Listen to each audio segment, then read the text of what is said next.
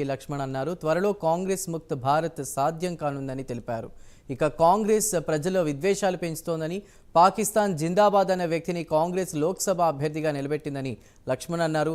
ఇంతకంటే కాంగ్రెస్ దిగజారుడుతనానికి నిదర్శనం ఏముందని లక్ష్మణ్ మండిపడ్డారు. బహిష్కరణకు ఇంతవరకు కాంగ్రెస్ పార్టీ పూనుకోలేదు.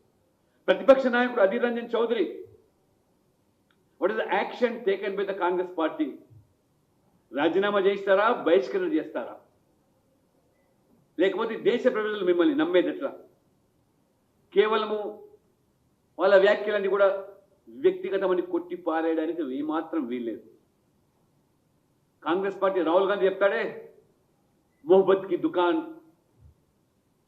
అని చెప్పి, ఈ మొహబ్బత్ కి దుకాన్లో నీ పాదయాత్ర ఏ రకంగా ఆనాడే మరి తుక్కుడే గ్యాంగ్ లాంటి వ్యక్తులతోని సంస్థలతోని చట్టాపట్టాలు వేసుకొని తిరిగినది.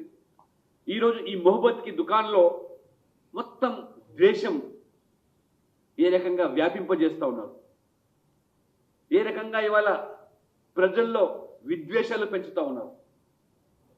ఒక కాంగ్రెస్ ఎంపీ కర్ణాటక ఉప ముఖ్యమంత్రి సోదరుడు సురేష్ వ్యాఖ్యానిస్తాడు, దక్షిణ రాష్ట్రాలన్నిటి కూడా ప్రత్యేక దేశం కావాలి.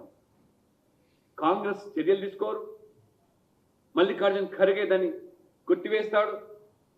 అదే కర్ణాటకలో ఒక కాంగ్రెస్ ఎంపీ రాజ్యసభ గెలిచిన తర్వాత అక్కడ ఆ అసెంబ్లీ ప్రాంగణంలో కాంగ్రెస్ నాయకులు, మద్దతుదారులు అంతా కలిసి పాకిస్తాన్ జిందాబాద్ అంటే దేనికి సంకేతం?